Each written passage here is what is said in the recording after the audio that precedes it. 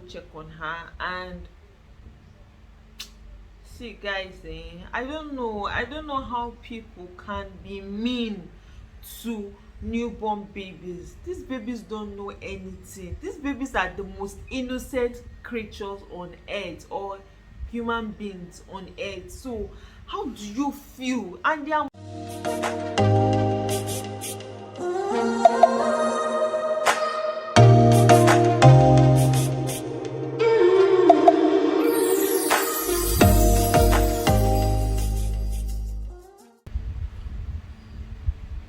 Hey guys, good evening.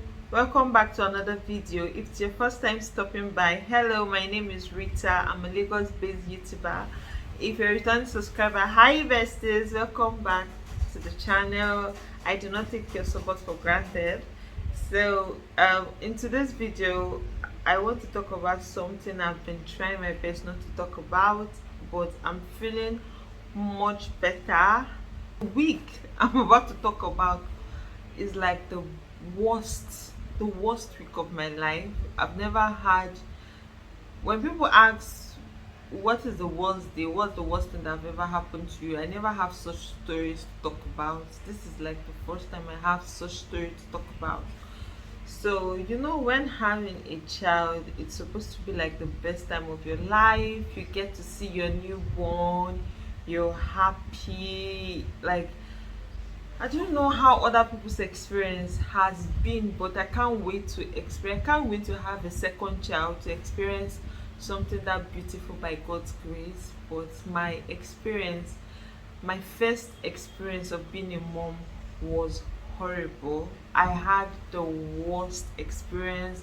I had, see, finally, it's just God. God is the only reason why I have my baby girl with me, and God is the only reason why I can sit here to tell you guys this story and still smile through it, and still smile at the end, because something that started so beautiful and at the middle became so bad, and now it's filled with happiness and joy. Like, it's only God. It's only God. So I want to tell you guys about my birth story, my childbirth story. So if it's something that you like to hear, please continue watching. Let's just get right into the video. So I'm a mom of one. I'm a first time mom.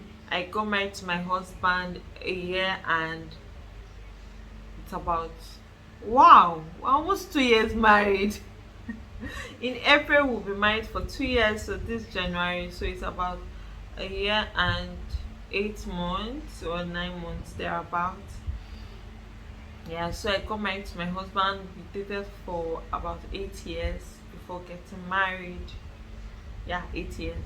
We started dating from school, so school relationships, sometimes you don't even count that as among your years, because you're not even really know, you're not ready to get married. That's for me though. I don't know about others. So yeah, I dated my husband for that long. Then we got married and we started trying for a baby. At first it wasn't easy, but God came through for us. So I got pregnant. My pregnancy was not that easy, but I started becoming better around my second trimester. So yeah, but the pregnancy overall was okay. I was not stressed. I didn't have, say, I didn't do much. I was a pampered pregnant woman. Like, I was a very, very sports pregnant woman. Then I had my birth plan, and I always had this mindset that I will give birth using epidural. I looked for a hospital that gives epidural, that does epidural births. I got one, but for some reason my spirit did not really go. My husband was like, this hospital, I don't like it, let's look for another hospital. And to look for a hospital in Lagos is not easy. So most times we're just checking online to see the hospitals that we can go to and the hospitals that give epidural and the rest. So I went to my neighbor's house because she was looking for me. So I just went to cut the long story short, anyways, I met someone there that told me about island maternity, which is where I gave it to my daughter. And I was like, okay, I'll try it out. It was so far from my house, but I love the service. My spirit went to the place, my husband's spirit went to the place. But then around 6 7 months of me being pregnant, they give epidural there also. So around 6 to 7 months of me being pregnant, I told my husband I want to give birth via CS, and he was like, CS, don't you think CS is very very painful? Yeah, I had my daughter via CS. Don't think it's very very painful? Are you sure you want to give birth via CS? And I was like, yeah, that's what my spirit is telling me. And he was like, surgery, I think it will be painful. At least you wanted to give birth via epidural, you don't feel any pain apart from the initial start of your labor. And I was like, no, I really want to give birth via CS. So he was like, okay, cool, if that's what you want. One thing I love about my husband, he knows, he understands that my body is my body and I can make decision for myself. All I need to do is tell him about it, and then we'll talk through it and we can make decisions. If he feels it's not okay with it, he'll give me his reasons, and if it's a reason that works for me too, then we'll find a way around it. Anyway, I had my whole birth plan ready. I already spoke to my doctor. I gave it to my daughter on the 22nd of July. So I was asked to come to the hospital to be admitted on the 21st of July. So I got there to check the baby's heartbeats and everything. Everything was going fine. Everything was going fine. It was time for me to have my CS the next day. That was 22nd of July. There were little delays, and finally at around, I think at about 11 a.m. I was prepped and I went into the delivery room, the surgery room for delivery, or what they call it. So the CS started, and then I heard I heard the doctor ask one of the attendants, like, sorry, the surgeon, he asked one of the attendants that is it this lady that requested for surgery? This is not a doctor's this is not like a doctor's request. She's the one that requested. And they were like, yes, she requested for the surgery. It's an elective CS. And he was like, I think she just saved her baby's life. When I heard that word, I was like, what's going on? And you know, when they give you this, I've done research about CS, so and I've asked other persons that have had CS before, and I found out that, okay, if they give you that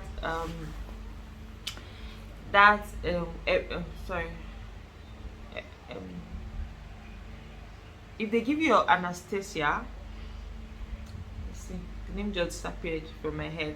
If they give you your anesthesia, you're not supposed to shift, you're not supposed to move, you're not supposed to, like when you take that injection on your spine, you're not supposed to move when the surgery is going on. If not, you're going to have headache and spine pain afterwards, stuff like that. So I already had that in mind, so I was trying my best to be so calm. And when he said that, he quickly switched to Yoruba, because as in, he did not want me to hear what he was saying. And then in my heart, I was just saying, be calm, be calm, be calm. And they were trying. And I noticed CS is very painful. You will feel the pain. You might not feel it as bad when they are trying to bring out the baby, but if your baby is big, you will surely feel it. And my baby, she was big. I gave her to her at 3.3 kg. So they were trying to pull her out. I was feeling it. I was feeling it. I was feeling it. So they finally brought her out, and she wasn't breathing.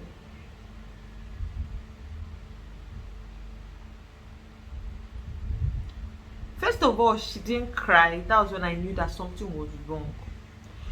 So the doctor was like, we need to resuscitate her, she's not breathing, we need to resuscitate her. And what just came to my mind is, resuscitate, this is bringing somebody, to resuscitate is to bring somebody from the dead. Like, what are you saying? What are you trying to say? That was the thing that came to my. Immediately I just said, God, you cannot give me something and take it back.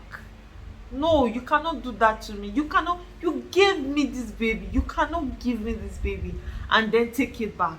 Immediately I just said that in my heart. I just started singing. And when they were trying to resuscitate her, I did not even try to look or panic. I was just singing. I don't know what gave me that strength. I was just singing. I was singing in my heart. I was singing. See, I can't remember the song I was singing. I think it's my favorite song I was singing. You are Lord, you are my God. You are the eyes that I used to see. You are the key that opens the door. You are the owner of my soul. The voice that burneth but never consumes. Let me stop singing because I don't have a fine voice. But yeah, I was just singing in my heart, and I was singing, and I was just singing. And there's a prayer, NSPPD. I attend that prayer before I even got pregnant. I was attending that prayer, and that's a story for another time. But for you to understand the power of faith, for you to understand that what God cannot do does not exist, for you to know that word and understand it, you know where I'm coming from. And I was like, no, from the first day I got pregnant, I already kept this child in the hands of Jehovah. I already kept this child under the safest umbrella that this child can ever be under. So nothing can happen to my child. This was I gave it to her around 12:30. They were now trying to sew me up. Still, I've not seen my baby, I've not heard anything. They're still trying to make sure she breathes and she's okay and stuff like that. So they came back at about, I think, 15 minutes later. They told me, is this your baby? Like, and I just peeped her with the side of my eye. She looks like my husband. There is no difference. Like, she looks like my husband and his mom. And I was like, this girl, you're very me. So you cannot even pick one thing. She was the spitting image of my husband. As soon as I saw her, I knew this child, this is Sunshine's child. Like, I was like, yes. I did not even, since she does not have anything of me I want to look at it, she just take her to her father. So they sewed me up, and before I went to the recovery room, they kept me close to the theater to the shivering. See, I need to make a separate video about C-section. The shivering is no joke. God, I thought I was dying. Then that's a silent. We're talking about the birth story, not the CS itself. We'll make a separate video for that. So I went to my room. I was in so much pain. I went to the recovery. You go to the recovery room before you go back to your ward. So I went to the recovery room, so I could not see my baby that day. The next day, when I was supposed to go to my ward, guys, I had how many stitches, right? CS is about 6 stitches or thereabouts. So, or it's 6 tears, sorry, not stitches. So I left my room where the baby's ward, because they had to take her to like the neonatal ward that was a floor below mine. So I left my ward, and to get to her ward I'll have to climb down a staircase. There was no elevator. The elevator starts from her ward, so I had to, mind you, this was 24 hours after my C-section.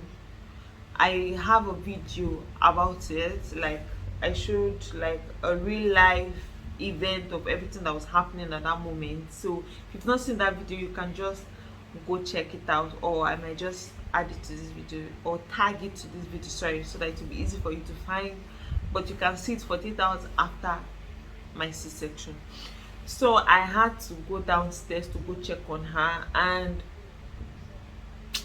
see guys, I don't know how people can be mean to newborn babies. These babies don't know anything. These babies are the most innocent creatures on earth, or human beings on earth. So how do you feel? And their mothers, I went there and I saw how young, it's not even the matured nurses. So the matured nurses were so nice. See, don't get me wrong, in Lagos maternity, their nurses are the best.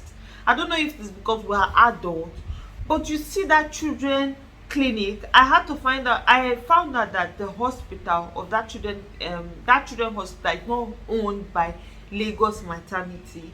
It's called Massey.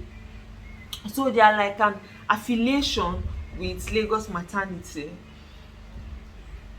They work like work hand in hand with Lagos maternity, so they take care of the babies. Island maternity, what their job is just take care of people that wants to get pregnant women, and then the delivery. After delivery, like, their job is done. And I had the best care, the best nurses, best doctors. But you see that Mercy, that nurses are the worst, most especially the young ones. And most of them are mothers.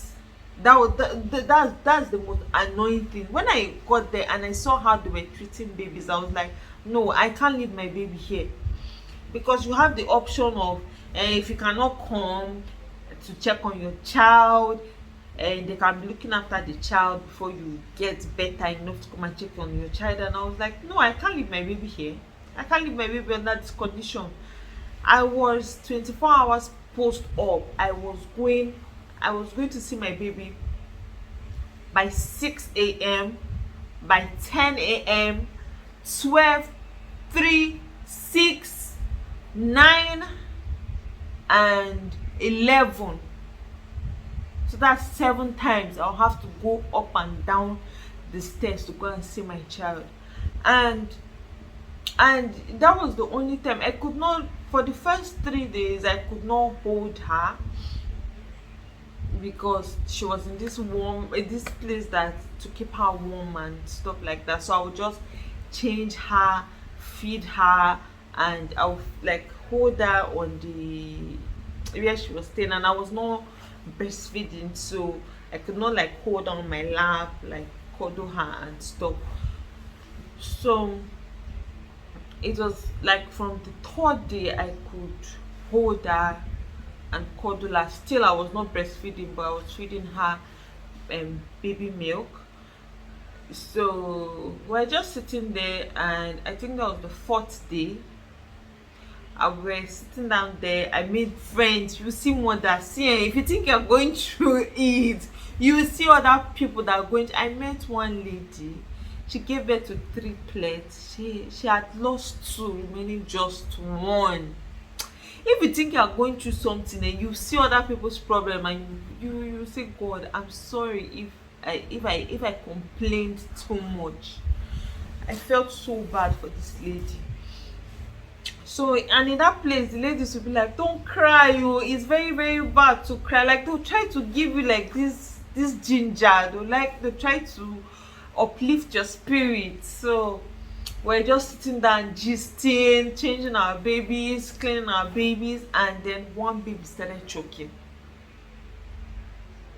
I don't know what took my eyes there, and I saw that the baby was fidgeting. I was like, I told the woman next to me, I was like, don't you think there's something wrong with that baby? And then she said, yes, that baby is choking. We start calling the nurse. You know, this nurse came, and she was like, she carried the baby. She just shook the baby. She was like, is that why you guys were shouting nurse? What? If this baby had died, you will say it's because of what was wrong with the baby that's why this baby died, not knowing that it's your carelessness. So the baby choking if we're not there. And do you know the funniest thing, we're not there for about 3 hours. So what used to happen to our babies all the time? We go, because last time we go there is 11 p.m, then till the next morning by 6 a.m. All the god know what used to happen within that period that we're not there. We've not even finished talking about that one. The next day, the fifth day, I went there. My baby is already big. See, Rhi&shyne, see, God was just doing wonders. They said my baby needed oxygen. They found out that on that same day that I gave it to her, they found out that she could breathe normal air. So they said they wanted to keep her for something to check the shape of her head, what something was compressed. I don't even know what they were saying. And then they did that one. The doctor, the main doctor that came to check was like, if you was telling the nurse that if you said that this was what was wrong with me, that's a lie. This thing cannot just like change all of a sudden, because the head measurement was not what they measured the previous day. God was just doing wonders. Later they said they have to keep her to check if she would develop jaundice. So that was why they were leaving her in the hospital. We waited for almost how many days? Like almost 3 days after the two other things that they talked about. We waited. She was not developing any jaundice. So when I came now on the fifth day, I saw that they put a very big baby with my baby that is already big in a very small cot. I'll put a picture of what their cot look like for you to see, like, why will you put two babies that are very big? So I was like, and that baby, the baby is a newborn baby. Like, my baby is older than the baby with few days. So the baby was stretching and crying, and Elsa was a very, very quiet baby, which even made me feel more bad. She hardly cries. Like, she was just thinking about that thing. I just need to smile, because if I don't smile, I'll start crying. I had a very, very bad experience. See, this is not a good memory. This baby was just stretching, and the baby kept punching my Elsa. Elsa was not crying. Instead, she'd be trying her best to just like dodge or push the baby. Like, she would just try to shift. And I called the nurse. I was like, nurse, this baby is too big to be in the same cot with my baby. My baby is big also. Can't you see they are stretching, and I will not feel comfortable leaving her here like this. No, say, if there is no space, so if you want to take your baby, you can take your baby. I asked you guys to discharge us. You refuse that you cannot discharge her. Now you're telling me you're telling me you are talking to me like that for something, and it's not free. You pay every day, you pay for every treatment, you pay, and because they are there, they'll be giving them antibiotics so that they'll not attract any infection or anything. So we're paying for medications, we're paying for whatever thing you say we should pay for, we're paying daily for accommodation, and then you open your mouth to tell me that. What rubbish. And I changed it for the nurse. I said that's how you almost allowed someone's child to choke. You didn't even feel bad, and now you're doing the same thing to my baby. I will not take it. Maybe because I look calm, or because I did surgery, or because I'm quiet. When it comes to my baby, you see, all pains will disappear. Then she was like, she now said she would change. She now took that big baby. There is space, so she took the big baby to a different court. She thought I had gone. She now said, all this first time mom, now so the picking go dey shout them. I just came back in. And you know the worst part, she was backing her child. Her child is at about 5 years. That child should be nothing less than 5 years old, and you're backing your child. The child did not even make noise, even up to 2 seconds for that lady to back her child. I said, yes, let it shock me. It's my first one. Your child did not even make noise up to, so you back your child. You're a very wicked person. Your own child is more important than other people's children. You're a very wicked, you're a bad woman. That's what I just, and I said, I'm calling my husband and we're leaving this hospital. I don't care about you put rule. How can you even say that you must keep the child for observation for 7 weeks? It's because I'm so scared. I don't want to take my child home and then something will happen and I'll blame myself. That's why you're prying on my fear. You're just using my fear against me. That's what I just said. And I called my husband. I said, it's better we take this child to a private hospital, and because they say they are not doctors. The doctors that they are even using are from our hospital. I say, I don't care. I don't care. The first time I gave it to this child, her birth score was, she had 2% chance of survival. They rate these children over 10. She had 2% chance of survival, and she beat all odds. I say, and you guys, it's not like you treated her or you did anything. So she's in the hands of Jehovah. She's in the hands of God. Nothing will happen to her. And then I called my husband and told him what's up, and he was like, do you want to go home today? Out of fear. I was like, the main doctor is coming the next day. Let me just wait till the next day. So their head, their matron nurse, or the nurse matron, when she came, she was like, I heard what happened. I'm sorry. I don't know why these nurses behave like that. When I even came in, I saw her feeding my baby. So I was like, ma, it's been so stressful and difficult. So she just tried to say, don't worry, the head doctor is coming, let her just check the child and make sure that everything is fine. And you guys did tests to know if she was going to have jaundice and stuff like that. Just wait for the result. And after speaking to her, I was like, okay, fine. So I came back later that night. Okay, when I went back to my ward, I was speaking to the nurse there, and she was like, the reason why that lady was behaving mean to me is because they found out that I gave the worker money and I did not give nurses money. And I was like, what are you saying? The health, like this assistant, the health assistants that were there, they've been so, like, they've assisted me so much. So it was just appreciation. The woman was supposed to go home, but she took her time to wait for me, to assist me. And then you're angry that I don't give you money. Did you do anything nice? Like, first of all, if I'm even living there, I'm that kind of person. I will show appreciation. You don't even wait for me to live there. Am I not paying you? Are they not going to pay your salary? Is that why you are going to be mean to my child? I was so upset that was the reason. So because out of greed, because I gave someone else and I did not give you money. I was like, okay, no problem. When I went there, she was off duty. When I went back there in the evening, I saw my daughter. My daughter was scooting to her what they call it, to her court, the rod that was there. She now started sucking. Hey Jesus! I dragged her and said, let me go and wash my hand and come back. As soon as I came back, she was still scooting. I just started crying. I just started crying.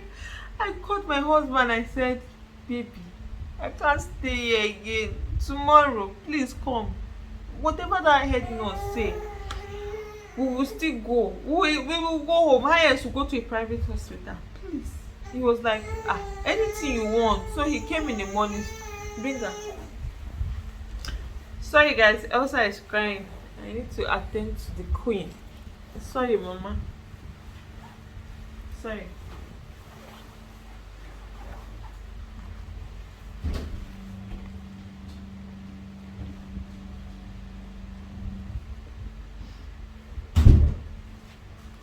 So she was, you don't eat now, you're staring at me. It's not it you came here to eat. So I called my husband, and my husband was like, okay, if you want to go home, yeah, we'll go home. Mama, eat. Bruno. Elsa, Bruno, eat. So my husband was like, okay. So the result came out that morning. She was fine. I went to go and learn all the medical terms so I could read my result by myself. So I already knew she was fine. All the tests came out fine. And I also found out that the reason why she almost sick, guys, sometimes listen to your heart. Do not listen to anybody, listen to your heart. It's not every woman that goes to the hospital with pregnancy healthy come back alive or come back with a baby. See, listen to your heart. Pray before you go to the hospital. Pray when you're pregnant for God to give you a direction. Don't have any biased notion about I don't want to give birth this way, I don't want to give birth this way. Have a very open heart, because if I had given birth vaginally, if I had given birth the natural way, I wouldn't have been holding my baby girl right now. That was when I found out that that was when I found out that blood group can be an issue. You see, blood group that we think is only genotype you need to be serious about, you need to check, can be an issue. I never knew. My husband is B negative. Me, I'm O positive. So like I was supposed to take an injection when I was about 6 months or so. I didn't even know. My hospital did not know. I don't know how they did not ask me my husband's blood group and stuff like that. Even me, I did not even know my husband's blood group. All we were interested in was in genotype. As long as you are not you are not AS, you are not AS, we can get married. We're not interested in blood group. I never knew how important. I'll make a video about that. But if I had given birth to this girl vaginally, as in through my vagina, if I had given birth to this girl through my vagina, she wouldn't have survived, because she was already stressed. My blood was already fighting against her, and that was why when the doctor was like, if I had given birth, she would have, when the baby's passing through the birth canal, like your blood and everything, it would have, like, I would have given birth to a stillbirth baby. And also, if I had waited, remember, she was not breathing when they brought her out. So if I had waited till when I feel, and this was around 40 weeks, so if I had waited till when labor started, like fully, I now go through that, labor, you don't stay up to that, like most times for first time moms, you stay up to 20 almost 2 days in labor. If I had gone through all those stress, and this girl, she has a very big head. Sorry, mama. So if I had waited, if I had stayed, all the labor, all the stress, she wouldn't have been able to undergo that stress. So I just give God the glory, that I just thank God for the kind of husband that I have. I just thank God for the mindset he gave me. I just thank God for making me to be that person that know what she wants and listens to what she wants, listens to her heart. And I'm very open-minded. Like, I'm open-minded. So I just thank God for that. If not, I don't know. I don't even want to think about it. I don't want to think about it. So that is how that was when this doctor explained about the blood stuff and all those things, and she was like, she's surprised that Elsa is fine, because they had to check. You can have this joint, and it's different from the normal joints that baby do have because their liver is not matured. It's different. This one is because of the blood group. Like, that's why they had to keep her to check. The doctor explained, and she was like, but she's surprised that this girl is this healthy. See, Elsa was gaining weight. Hey, because they do check these babies every 2 days to check their weight. Elsa was gaining weight. By the time we left the hospital at a week, about 6 days, 6 days, Elsa was at about 3.5 kg. So my birth story is not something that I pray for my enemy. It started so positive, it started so happy.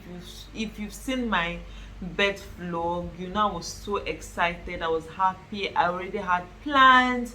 And for the fact that I had a birth plan, so I just had plans on things I'm going to do, videos I'm going to shoot and stuff like that. And the devil wanted to take away my joy. See, throughout that 1 week I was just crying, but God said, no, this is my daughter, I will not do this to her.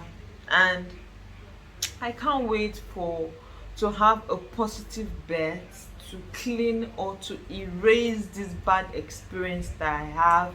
I can't wait to have something like this beautiful birth that I see online. And I thank God, I still thank God, because some persons experience this thing that I went through and did not come back home with the baby. Imagine having a birth score of 2%, and then they don't even hide it. They tell you most babies don't survive, but my baby beat all odds. I just thank God for everything. I exalt his name, and I'm excited. I am praying for a better birth experience, but this is my birth experience. This is what happened.